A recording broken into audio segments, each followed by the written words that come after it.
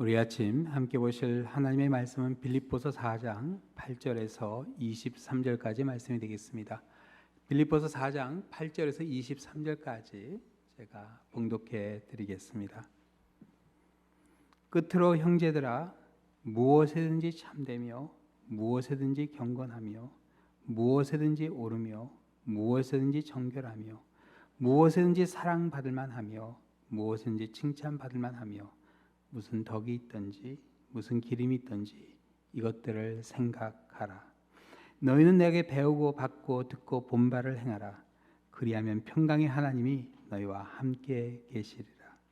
내가 주 안에서 크게 기뻐함은 너희가 나를 생각하는 것이 이제 다시 싹이 나미니 너희가 또한 이를 위하여 생각은 하였으나 기회가 없었느니라. 내가 궁핍함으로 말하는 것이 아니니라. 어떠한 형편이든지 나는 자족하기를 배웠노니 나는 비천에 처할 줄도 알고 풍부에 처할 줄도 알아. 모든 일 곧 배부름과 배고픔과 풍부와 궁핍에도 처할 줄 아는 일체의 비결을 배웠노라. 내게 능력 주신 자 안에서 내가 모든 것을 할 수 있느니라. 그러나 너희가 내 괴로움에 함께 참여하였으니 잘하였도다. 빌립보 사람들아, 너희도 알거니와 복음의 시초에 내가 마게도냐를 떠날 때 주고받는 일에 내 일에 참여한 교회가 너희 외에 아무도 없었느니라.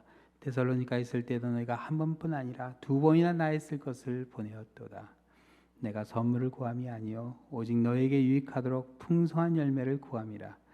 내게는 모든 것이 있고 또 풍부한지라. 에바브라 디도편에 너희가 보내준 것을 받았으므로 내가 풍족하니 이는 받으실 만한 향기로운 제물이요 하나님을 기쁘시게 한 것이라. 나의 하나님이 그리스도 예수 안에서 영광 가운데 그 풍성한 대로 너희 모든 쓸 것을 채우시리라. 하나님 곧 우리 아버지께서 세세에 무궁하도록 영광을 돌릴지어다. 아멘.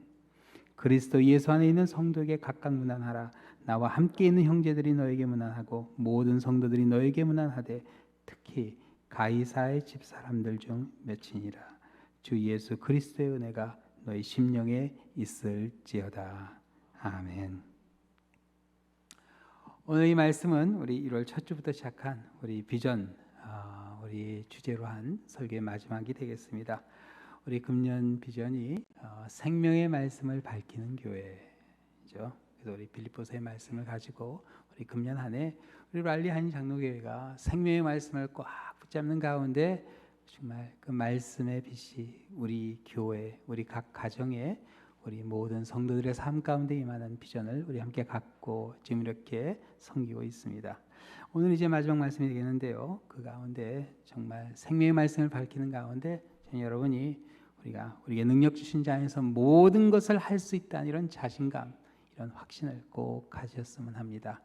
확신 가운데 흔들리지 아니하는 여러분들이 되시기를, 특별히 이제 이 사순절을 시작하면서 우리 6주 동안 우리 함께 부활절을 향해 나아가는데 정말 든든한 그 믿음 가운데 확신으로 흔들리지 않는 여러분들이 되시기를 축원합니다. 우리 자부님이 하면 인사하세요. 확신하세요 하고 인사해 주세요. 네, 능력 주신 자 안에서 모든 것을 할 수 있게 해주시는 그 능력이 있음을 꼭 확신하시기를 축원합니다.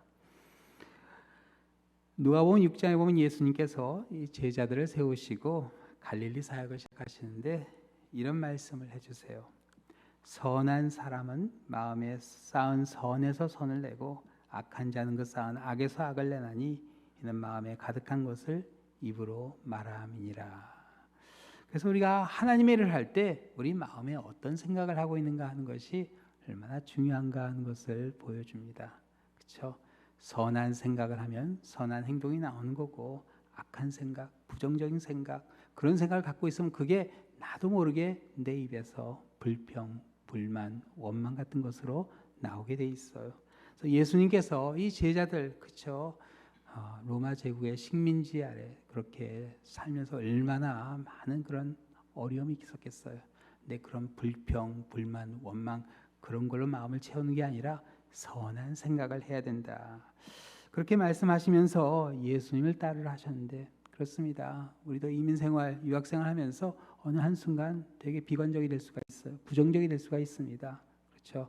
살고 있는 이 미국 땅이 이렇게 보면은 참 힘들고 어려운 일들이 많은 것 같아요. 그래서 그런 생각들이 어느 한순간 나에게 이렇게 들어오는 그런 때가 있어요. 그런데 그게 아니라 바로 우리가 선한 생각을 하는 가운데 그런 마음에서 우리가 선한 말들이 우리 입술에 나와야 되는데, 여기 오늘 본문에 보면요, 바울은요 우리가 어떤 선한 생각을 해야 하는가 8가지, 오늘 보면 8절에 이렇게 이야기합니다. 한번 같이 읽어보겠습니다. 끝으로 형제들아, 무엇에든지 참되며 무엇에든지 경건하며 무엇에든지 옳으며 무엇에든지 정결하며 무엇에든지 사랑받을 만하며 무엇에든지 칭찬받을 만하며 무슨 덕이 있든지 무슨 기름이 있든지 이것들을 생각하라. 이런 걸 생각하라. 그렇게 여기 우선 참되다 하는 것은 상황에 관계없이 변하지 않는 한결같은 진실된 그런 모습을 뜻합니다. 그래서 우리가 항상 참돼야 돼요. 이 성도의 모습은 항상 한결같아야 되겠죠. 교회 안에서나 밖에서나 여기 자리에서나 집에 가서나 어디에 가도 한결같은 참된 그런 모습으로 우리가 살아가야 돼요.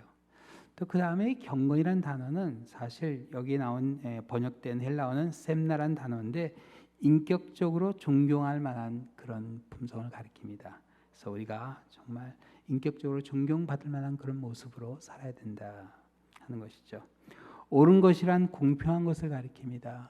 내가 두루두루 사람들에게 다 공평하게 대할 수 있게, 뭐 친한 사람이나 그렇지 않은 사람이나 뭐 한국 사람이나 뭐 미국 사람이나 관계없이 다 똑같이 대해줄 수 있는 그런 공평한 옳은 모습이에요. 정결하다 하는 것은 흠잡을 것 없는 것을 말합니다. 그래서 뭐 하나 이렇게 딱 흠잡을 게 없는 정말 이렇게 온전한 정결한 그런 모습. 또 사랑받을 만한 말은 매사에 아주 우호적인 그런 태도를 가리켜요. 그래서 다 일을 하는데 정말 이렇게 우호적인, 다 배려해주고 사랑하는 마음으로 행동하는 그런 걸 가리키고요. 칭찬받을 만하다는 말은 매사에 자신을 나타내거나 과시하지 않고 그냥 열심히 일하는 그런 모습이에요. 그렇죠. 뭐 일을 열심히 하는데 자꾸 뭐 얘기하고 그러면은 뭐 칭찬은 좀 잘 못 받는 것 같아요. 그런데 그냥 말없이 묵묵히 열심히 하면은 사람들이 그냥 이렇게 자연스럽게 칭찬을 하게 되는 거다. 아, 그 사람 너무 괜찮다고, 참 열심히 해서 보기 좋다고 그런 얘기 하게 되죠. 자, 그리고 이제 기억하라 하는데요. 여기 보면은 덕이 있다는 말은 주위 사람들을 세워주고 칭찬하는 걸 가리켜요. 그래서 가만히 보면 그 주위인 사람들을 하나씩 하나씩 다 칭찬해주고 이렇게 세워주는 그런 분들이 있죠. 참 덕이 있어요. 네, 생각해보면 그 옆에 있으면 뭔가 이렇게 자꾸 힘이 나고 기운이 나요. 덕이 있는 사람 옆에 있죠. 옆에 있는 사람이 자꾸 깎아내리고 막 정죄하고 비난하고 뭐 그런 게 아니라 정말 계속 칭찬해주고 세워주는 그런 분들 참 너무나 귀하죠. 그리고 마지막으로 기림은 사람들이 두고두고 기리고 기억하는 좋은 그런 모습을 가리켜요. 뭐 그런 얘기 할 때가 있죠. 아, 그 장로님하고 일할 때 참 좋았다고. 아, 그때 그분이 있을 때 너무 좋았다고. 이게 자꾸 이제 기리게 되죠. 기억하게 되죠. 이제 그런 걸 생각하는 겁니다. 그래서 우리가 살면서 이렇게 선한 것을 생각하는, 이런 것을 생각할 때 우리의 삶 가운데 어떤 걸 느끼냐? 이게 하나님의 평안을 느낄 수가 있게 돼요. 자, 그런데 우리가 이런 생각을 무슨 일을 하든지 무엇이든지 해야 된다 그렇게 강조하는데, 이렇게 하지 않으면 안 되는 그 이유가 있어요. 이렇게 하지 않으면요, 한순간 우리 마음속에 사람이기 때문에 그냥 섭섭한 마음이 이렇게 확 들어올 때가 있어요. 그래서 그런 마음이 들면요, 그냥 혼자 손해 보는 것 같고 또 그냥 내가 지금 하고 있는 게 아무 소용이 없는 것 같은 그런 느낌이 들 때가 있어요. 사소한 일에 자꾸 따지게 되고, 따지고 나면 삐지고, 삐지고 나면 자꾸 빠지고, 그러다 보면 이제 혼자 남게 돼요.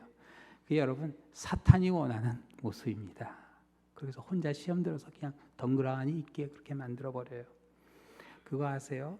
이렇게 철새들이 막 날아갈 때 떼를 지어 날아가잖아요. 그러면 독수리가 그거를 공격을 못 한대요. 이게 너무 여러 마리라서 이게 쫓다 보면은 이게 어느 걸 쫓아야 될지 몰라서 그냥 다 놓쳐버린다고 그러네요. 그런데 이렇게 날아가다 하나 이렇게 떨어지는 새가 있으면은 그거를 공격한대요. 그럼 잡아먹힌대요. 그래서 어떻게 보면은 결국 사탄은 우리를 혼자 남게 만듭니다. 그래서 공격을 해요. 그래서 사도 바울은 우리로 하여금 항상 이런 생각을 하게 하면서 우리가 하나님의 그 품 안에 있기를 그렇게 바라는 그런 마음이 있는데, 여기 빌립보서는 사도 바울이 로마의 감옥에서 쓴 편지죠. 감옥에서 거의 2년 넘게 있었어요. 그래서 아마 그런 옥고를 치르면서 생각해 보면 사실 그래요. 뭐 어떻게 섭섭한 일이 없을 수 있겠습니까? 사실 바울이 로마 감옥에 감금되어 있었던 이유는 로마 황제에게 자신의 억울함을 호소하기 위해서 그렇게 감옥에 갔는데, 유대인들이 고소했다는 이유로 로마의 시민인 자기를 2년 동안 감금해 놓았는데 정말 억울한 일이 아닐 수가 없죠. 그래서 사도행전 25장에 보면요, 바울이 자신의 억울함을 당시 로마 총독인 베스도에게 이렇게 호소했습니다. 바울이 이르되 내가 가이사의 재판 자리 앞에 섰으니 마땅히 거기서 신문을 받을 것이라. 자, 유대인들이 예루살렘에서 사도 바울을 고소했는데 로마 총독이 이 사람을 유대인들에게 내줘야 되냐 말아야 되냐 이런 고민을 하게 된 거예요. 그런데 바울이 나는 로마 시민이기 때문에 로마 황제한테 재판을 가서 받아야겠다, 그렇게 이야기한 겁니다. 당신도 잘 아시는 바와 같이 내가 유대인들에게 불의를 행한 일이 없나이다. 만일 내가 불의를 행하여 무슨 죽을 죄를 지었으면 죽기를 사용하지 아니할 것이나, 만일 이 사람들이 나를 고발하는 것이 다 사실이 아니면 아무도 나를 그들에게 내줄 수 없나이다. 내가 가이사께 상소하노라 한데 베스도가 배석자들과 상의하여 이르되 내가 가이사에게 상소하였으니 가이사에게 갈 것이라 하니라. 바울은 그를 고소한 유대인들이 괘씸하긴 했겠지만 따지고 보면 바울이 2년 동안 감옥에서 있었던 그런 시간이요, 어떻게 보면 상대적으로 보면 온갖 위험과 굶주림 가운데 전도하던 때보다는 훨씬 나은 시간이었어요. 정말. 그리고 그가 가장 가고 싶어 했던 그 로마에 자비가 아닌 로마 제국의 경비로 호위병까지 달고 가게 되는 그런 상황이 되었습니다. 근데 배를 타고 가는 길에 풍랑을 만났는데 그때 하나님께서 배에 탄 사람들의 안전을 약속하시면서 이런 말씀을 해주셨어요. 바울아, 두려워하지 말라. 내가 가이사 앞에 서야 하겠고 또 하나님께서 너와 함께 항해하는 자를 다 내게 주셨나 하시니. 그래서 하나님께서도 이 바울이 가이사 앞에 가서 그의 억울함을 호소할 수 있는 기회를 주신다 말하는데, 그건 사실 다른 게 아니라 바울이요, 어떤 생각을 하고 있었냐면 로마 총독이 풀어주겠다고 했는데 자기는 기꺼이 가이사에 가겠다는 이유는 다른 게 아니라 황제 앞에 가서 예수님의 이름을 황제의 귀에 한번 들려주기 위해서 그가 그런 결단을 내린 겁니다. 그렇죠. 갈릴리 촌에서 태어난 한 청년의 이름을 어떻게 로마 황제가 들을 수 있겠어요? 이거 거의 불가능한 일이에요. 근데 사도 바울이 보니까 이건 하나님이 주신 기회다 생각한 겁니다. 그래서 내가 로마 황제한테 가면은 내 억울함을 이야기하는 것이 아니라 내가 복음을 증거해야 되겠다, 그런 생각을 한 겁니다. 정말 돈키호테 같은 그런 생각이죠. 그래서 결국 그를 고소한 유대인들 덕분에 황제 앞에 갈 수 있는 그런 기회가 생긴 거예요. 그렇죠. 바울 같은 사람이 로마 시민이긴 하지만 어떻게 황제 앞에 갈 수 있겠어요? 황제가 그렇게 쉽게 만나주겠습니까?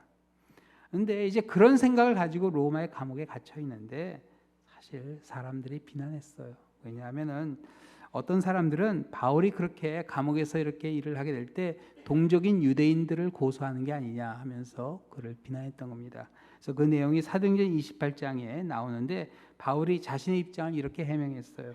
유대인들이 반대하기로 내가 마지 못하여 가이사에게 상소하며 내 민족을 고발하려는 것이 아니니라. 바울을 비난하는 사람들의 모습이 상상되죠. 또 바울도 사람인데 왜 그런 사람들하고 따지고 싶지 않았겠어요. 그러나 바울이 그런 생각이 들 틈을 주지 않아요.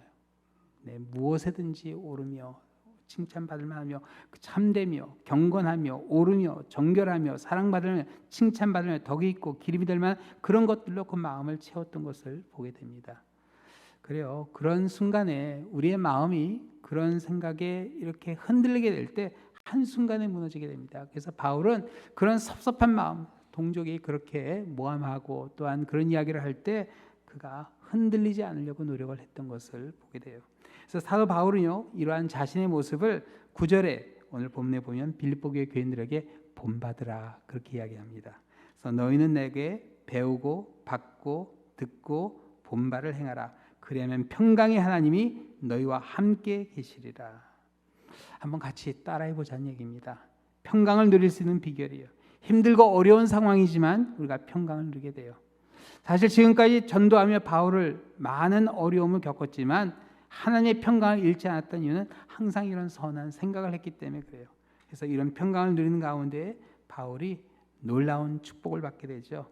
뭐냐면 모든 것을 할 수 있다 하는 그런 확신, 자신감이에요. 이게 긍정적인 생각 가운데 내가 모든 것을 할 수 있다 하는 그런 능력, 그걸 확신하게 됩니다. 그래서 13절에 이렇게 고백하죠. 한번 같이 읽겠습니다. 내게 능력 주신 자 안에서 내가 모든 것을 할 수 있느니라. 자기가 모든 걸 다 할 수 있는 초인적인 힘이 있다는 그런 얘기 아닙니다. 바울의 자신감은요, 그에게 능력을 주신 자에 대한 신뢰요, 확신입니다. 그래서 내게 능력 주신 자 안에서 내가 모든 걸 할 수 있다 하는 그런 긍정적인 생각이 되죠. 우리 성경에 능력 주신 자로 나오지만 고대 사본 중에는요, 이 능력 주신 자를 그리스도로 그렇게 나옵니다. 그래서 능력의 근원이 누구인가 하는 것을 확실히 그렇게 명시해 줍니다. 그래서 그리스도, 예수님께서 주시는 그 능력 안에서 그가 모든 것을 할 수 있다는 그런 확신이 됩니다. 바울은 주님이 맡기신 일이라면 어떤 일도 할 수 있다는 그런 확신을 갖고 있었어요.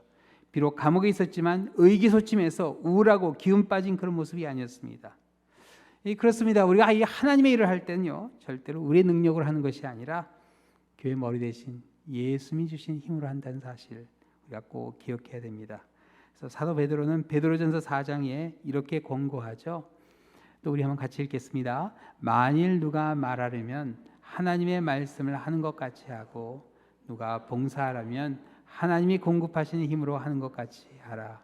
이는 범사의 예수 그리스도로 말미암아 하나님이 영광을 받으시게 하려 함이니 그에게 영광과 권능이 세세 무궁하도록 있느니라. 아멘. 누가 만일 말하려면 하나님의 말씀을 하는 것 같이, 봉사하려면 하나님이 주시는 힘으로 하는 것처럼 그렇게 봉사해야 된다. 그렇지만 여러분, 우리가 이 말씀을 알고 있어도 또 힘들 때는 우리가 사람이기에 흔들릴 수 있어요. 그래서 그런 가운데 우리가 하나님이 우리에게 주시는 그 훈련이 참 중요해요. 그래서 오늘 본문에 내게 능력 주신 자 안에서 내가 모든 것을 할 수 있다 하는 그 고백을 하기까지 사도 바울도요, 하나님 주신 그 연단의 시간이 있었어요. 훈련받는 시간이 있었어요. 그래서 고린도후서 4장에 보면요, 그에게 어떤 연단이 있었는지 이렇게 간증하죠.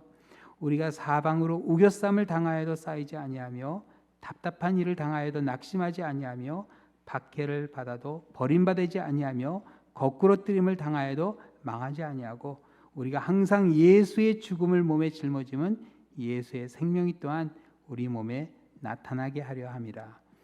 우리 살아있는 자가 항상 예수를 위하여 죽음에 넘겨짐은 예수의 생명이 또한 우리 죽을 육체에 나타나게 하려 함이라. 사도 바울이요, 사역을 하다 정말 우겨쌈을 당하고 또 답답한 일, 정말 박해를 받고 거꾸로 뜨림을 받을 만한 그런 어려움이 있었습니다. 근데 그런 가운데서도 예수님께서 주시는 그 힘으로 그 사역을 감당해냈던 거예요. 또 고린도후서 10장에 보면요, 또 이런 고백을 합니다. 그들이 그리스도의 일꾼이냐 정신없는 말을 하거니와 나는 더욱 그러하도다. 어떤 사람들이 자기들도 뭐 예수님의 일꾼이라 그렇게 정신없는 소리 한다고, 그게 도대체 무슨 뜻이냐 알고 한 얘기냐고 바울이 그렇게 반박을 한 겁니다. 그러면서 자신이 당한 거 어려움을 이야기하죠. 나는 더욱 그러하도다. 내가 수고를 넘치도록 하고 옥에 갇히기도 더 많이 하고 매도 수없이 많이 맞고 여러 번 죽을 뻔하였으니 유대인들에게 40에 하나 감한 매를 5번 맞았으며 3번 태장으로 맞고 1번 돌로 맞고 3번 파손하고 일주야를 깊은 바다에서 지냈으며 여러 번 여행하면서 강의 위험과 강도의 위험과 동족의 위험과 이방인의 위험과 시내의 위험과 광야의 위험과 바다의 위험과 거짓 형제 중의 위험을 당하고 또 수고하며 애쓰고 여러 번 자지 못하고 줄이며 목마르고 여러 번 굶고 춥고 헐벗었노라. 이 외에 일은 고사하고 아직도 날마다 내 속에 눌리는 일이 있으니 곧 모든 교회를 위하여 염려하는 것이라. 우리 터키에 성지답사할 때 사도 바울이 이렇게 전도여행하면서 이렇게 어려움을 겪었던 곳을 이렇게 쭉 버스를 타고 한번 순회한 적이 있었습니다. 내가 가는데 정말 우리는 이렇게 편하게 버스를 타고 가지만 이걸 다 걸어 다녔구나 하니까 정말 은혜가 되더라고요. 이렇게 힘든 길을 다녔구나. 정말 아달리아에서 안쪽 이근용까지 가는 데는 올라가면서 첩첩산중 토로스 산맥이 그런 눈 덮인 산맥을 이렇게 지나가는데 이래서 그 마가란 청년이 도중에 그냥 돌아갔구나 하는 게 이해가 되더라고요. 정말 너무 말도 안 되는 그런 거리를 정말 가서 그 산골짜기에 있는 사람들에게 복음을 전하겠다고 그렇게 바울의 그 모습이 참 너무 감동이 되는 그런 시간이었어요.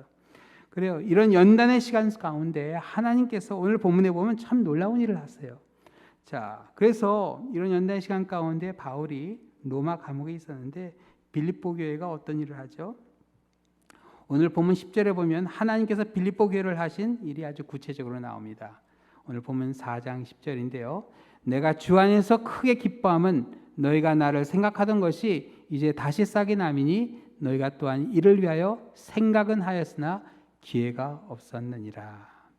여기 보면 로마의 감옥에 있는데 빌립보 교회 교인들이 보낸 선물을 받고 기뻐하는 바울의 모습이 나옵니다.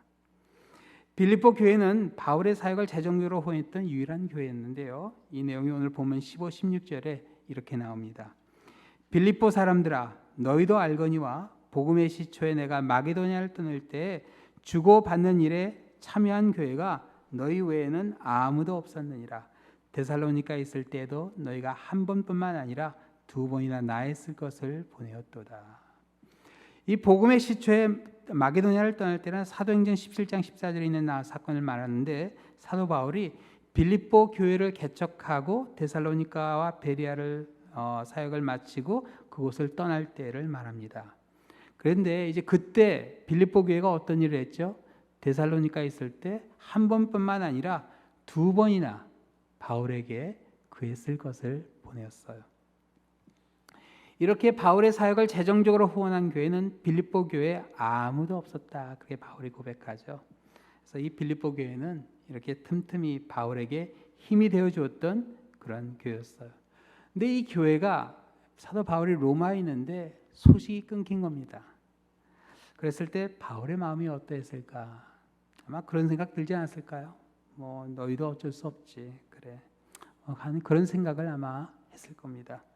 그런데 그런 상황에서 에바비로디를 통해 선물을 보내왔을 때 바울의 기쁨이 얼마나 컸을지 우리 상상이 되죠. 그래서 사실 이 빌립보서는요 바울의 감사 편지가 됩니다. 그런데 이 바울은요 자신의 기쁨이 단지 물질 때문이 아니라는 것을 여러 번 강조해요. 그래서 오늘 본문 11절에 내가 궁핍함으로 말하는 것이 아니니라. 또 17절에 내가 선물을 구함이 아니요. 이렇게 이야기하죠.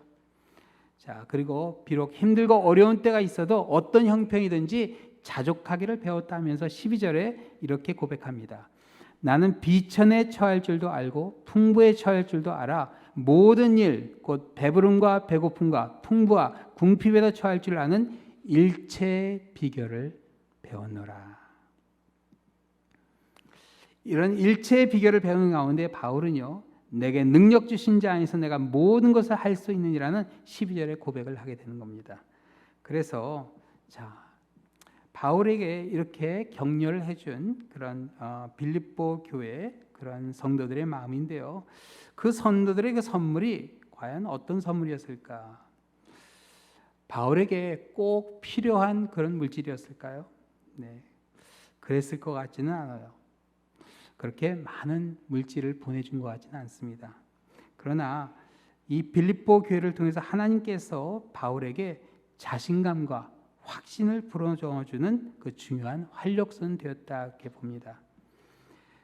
1957년에 존스 홉킨스 대학의 커트 리터라는 박사님이 아주 흥미로운 그런 실험을 하셨어요. 야생 노르웨이 쥐를 이렇게 물통에 넣어 보니까 이 쥐가 헤엄을 치는데 한 15분 정도 헤엄치고 나면은 빠져 죽는다고 그러더라고요.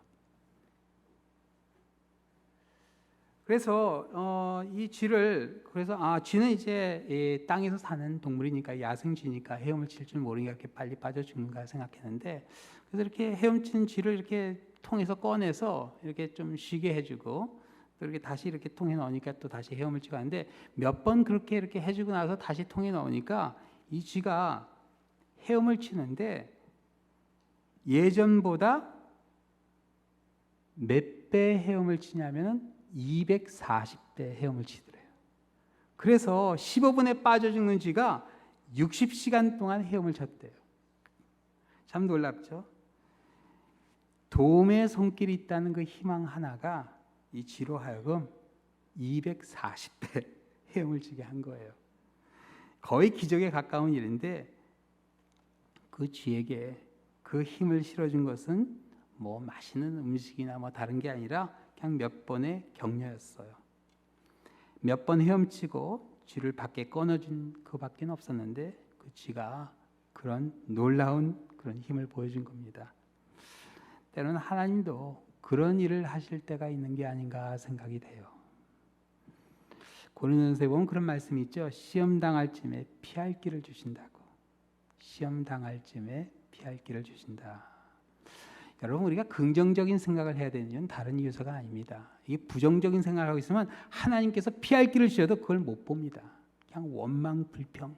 네, 이스라엘 백성들이 40년 광야 생활하면서 하나님이 주신 그 길을 못 보잖아요. 왜냐하면 항상 원망하고 불평했기 때문에. 근데 이 긍정적인 생각을 하게 되면 하나님이 피할 길을 주실 때 그걸 보게 돼요. 그걸 보게 돼요. 그게 하나님이 주시는 기회가 됩니다. 제가 학생 때 전도사님이 한 분 계셨는데 그 소명 받게 된 이야기를 하시더라고요. 그래서 어떻게 이렇게 목회자가 되려고 결정하셨습니까? 물어보니까 제가 대학교 때 학비로 오토바이를 한번 샀대요. 부모님한테 쫓겨날 거 생각하고 그렇게 오토바이가 타고 싶었는데 아니 뭐 대학교고 뭐 자기는 이제 오토바이를 사야 되겠다. 그걸로 학비로 오토바이를 산 거예요. 그래서 이제 그걸 타고 쫙 나가서 멋있게 가는데 앞에 버스가 이렇게 있더래요. 시내버스가. 그래서 답답해서 이걸 쫙 추월해서 쫙 난 멋있는 걸 생각하고 이제 속력을 내서 버스를 쫙 추월했는데 세상에 그 앞에 다른 시내버스가 오고 있더래요. 그래서 자기가 그냥 눈 딱 감고 핸들을 한번 확 틀었대요. 그런데 눈 떠보니까 아직도 오토바이가 가고 있다고. 그래서 하여튼 어떻게 살았는지는 모르겠는데 자기가 살아가지고 하나님이 구해주셨다 해서 오토바이 팔고서 원래 어렸을 때 받은 소명대로 목회자가 되기로 했다고. 하나님이 피할 길을 주셨다고. 그래요. 그런 상황이 나 이제 죽었구나 하고 그냥 가만히 있으면 그냥 끝이죠. 뭐 더 좋은 천당 가겠지만 그렇지만 그렇게 한번 또 핸들을 꺾어서 또 그렇게 했을 때 또 하나님이 피할 길을 주시는데 사실 그래요. 빌립보 교회가 바울에게 보낸 선물이 그렇게 큰 액수였을 것 같지는 않습니다. 그런데 바울이 잊어버릴만 하면 빌립보 교회 교인들이 이렇게 선물을 보내줬던 거예요. 그들의 마음이 전달이 된 겁니다. 근데 빌립보 교회 교인들이 한 게 아니라 하나님께서 그 교회를 통해 역사하신 거죠. 그래요. 교회의 머리 되신 예수님께서 그런 역사를 하십니다. 우리에게 피할 길을 주시고 우리에게 용기를 북돋아 주세요. 그래서 정말 사도 바울도요. 정말 돕는 교회가 하나도 없었다면 어떻게 됐을까? 사도 바울도 마지막엔 지쳐서 아마 실망하고 절망했을지 모릅니다.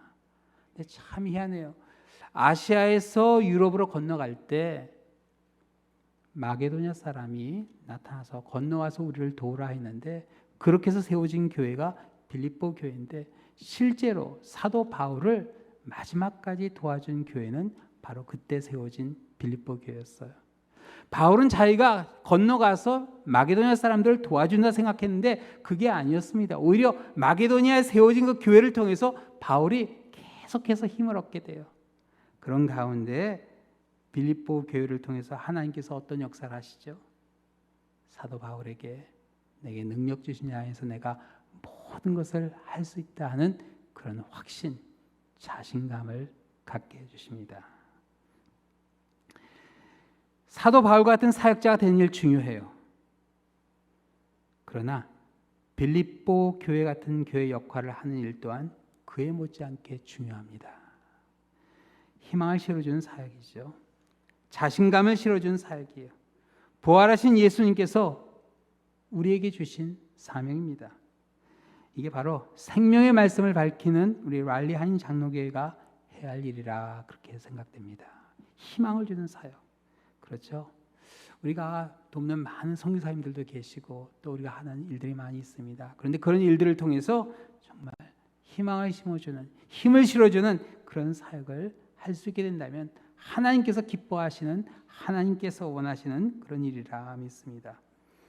파푸아뉴기니 사역하시는 우리 홍성호 선교사님, 우리 교회에서 지금 돕고 있죠. 근데 그 선교사님이 우리 교회 오셨을 때 간증하는데 그런 얘기를 하시더라고요. 여러분, 파푸아뉴기니는 적도입니다. 적도는 덥죠. 덥고 정글이에요.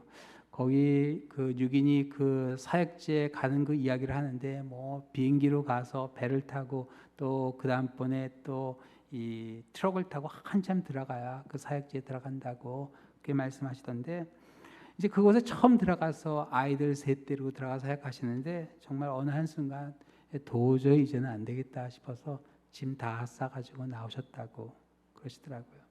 그래서 나와서 이제 호텔에 묵으면서 이제 정리하고 이제 귀국하려고 하는데 그날 저녁에 그 현지 교회 교인들이 찾아오셨대요.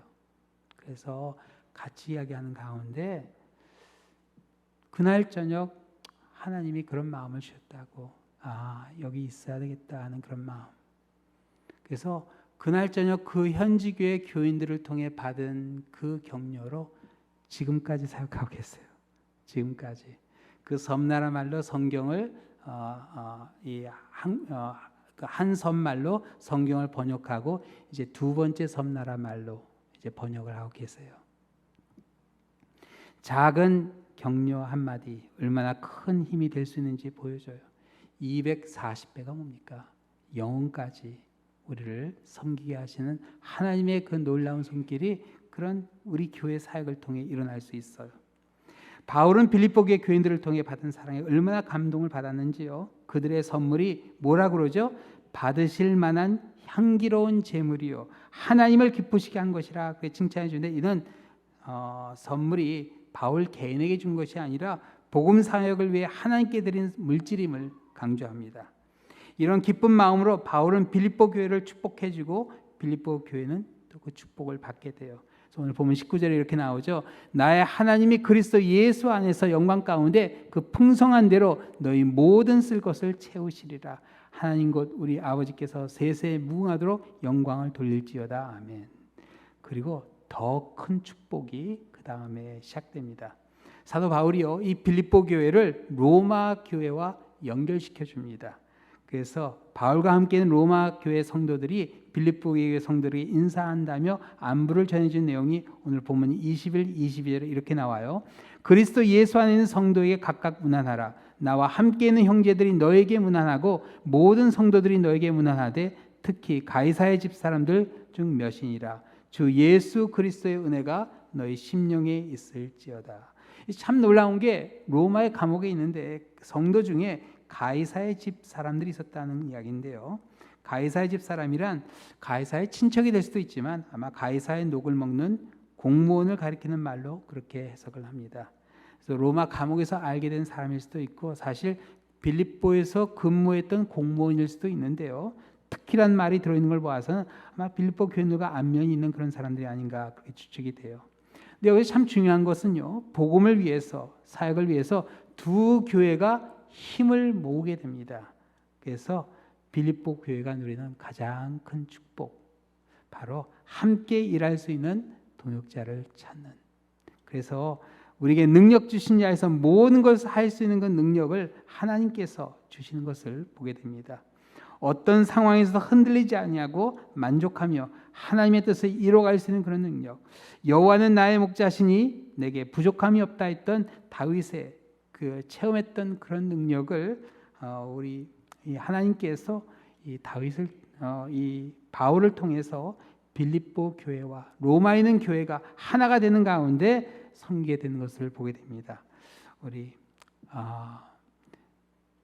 생명의 말씀을 밝히는 교회, 이 비전 가운데 우리 랄리 한인 장로교회가 정말 모든 것을 할 수 있게 하는 그 능력, 우리에게 능력 주신 자 안에서 모든 것을 할 수 있다는 이 능력을 체험하게 되는 우리 금년 사역과 여러분들이 되시기를 우리 주님의 이름으로 축원합니다.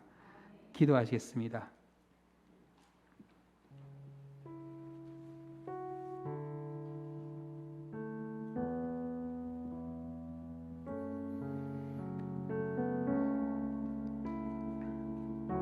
사랑의 하나님 아버지, 감사합니다. 우리에게 능력 주신 자 안에서 모든 것을 할 수 있다는 사실을 어느 한순간 잊어버릴 때가 있습니다. 우리를 끊임없이 연단하시고 우리를 격려해 주시는 하나님의 그 놀라운 손길이 있음을 기억하는 가운데 저희들 담대히 주님의 뜻을 이루어가게 하여 주시옵소서. 희망을 주는 사역 정말 격려하며 함께 하나님의 나라를 세워가는 그러한 놀라운 사역이 우리 랄리하인 장로교를 통해 일어나게 하여 주시고 우리 성도님들 한 사람 한 사람 아버지 주신 그 사명을 감당하게 하여 주시옵소서. 모든 말씀 예수 그리스도의 이름으로 기도하옵나이다. 아멘. 함께 일어나서 감사로 찬양 드리겠습니다.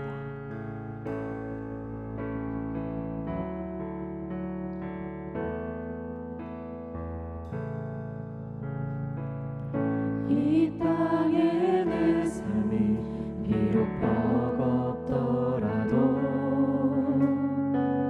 주님의 선하심 나 믿으며 가리.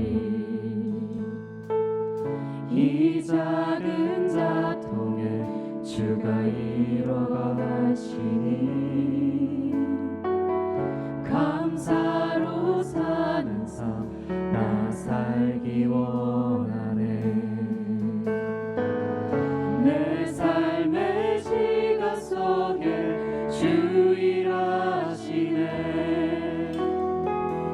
내 모든 여정 속에 함께 하시네. 깊고도 크신 주의 영광을 나 보리라. 위대하신 주 나는 주님께 속한 자 되어 주의 나라 위에 전심으로 살리라. 주의 마음에 합한 자 되어 맡기신 소명 이루는 내 삶의 시간 속에 주인하시는 내 삶의 시간 속에 주